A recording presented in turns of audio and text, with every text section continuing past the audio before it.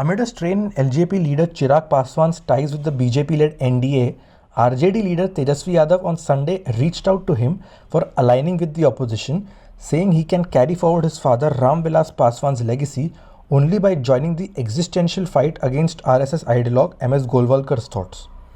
With Chirag Paswan going public with his disappointment with the BJP's silence over his bitter feud with his uncle Pashupati Kumar Paras for control of the Lok Jan Shakti Party, Tejasvi Yadav alleged that the BJP has disposed of and abandoned most of its old allies after coming to power and gaining maximum from them.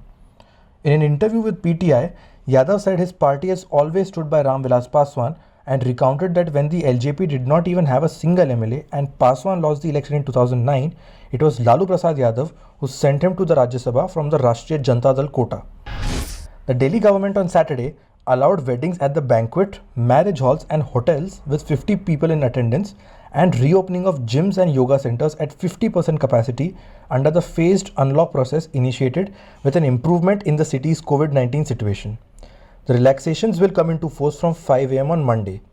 In an order issued late Saturday night, the Delhi Disaster Management Authority said marriages will continue to be permitted in courts or at home with a ceiling of 20 people with strict compliance of COVID appropriate behavior.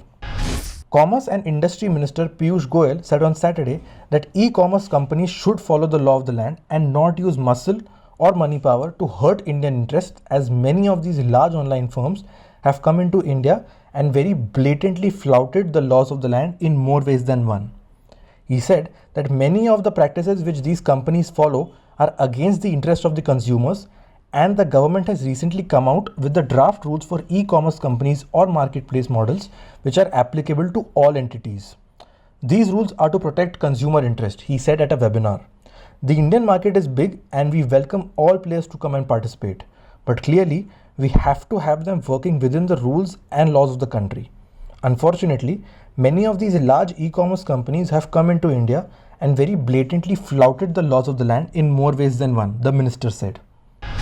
The twin blast triggered by a drone at the Indian Air Force base in Jammu Airport early Sunday morning could be the handiwork of the Pakistan-based terror group Lashkar-e-Toiba or Jaish-e-Mohammed, according to security agencies.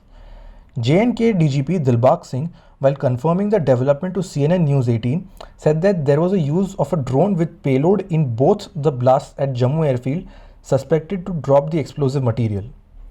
Intelligence sources have revealed that the air traffic control building and the parked Mi-17 choppers were the targets of the bomb blasts, but both got missed.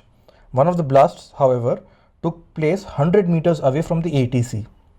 Two low-intensity improvised explosive devices were dropped from a drone at the IAF base in Jammu around 1:30 am on Sunday.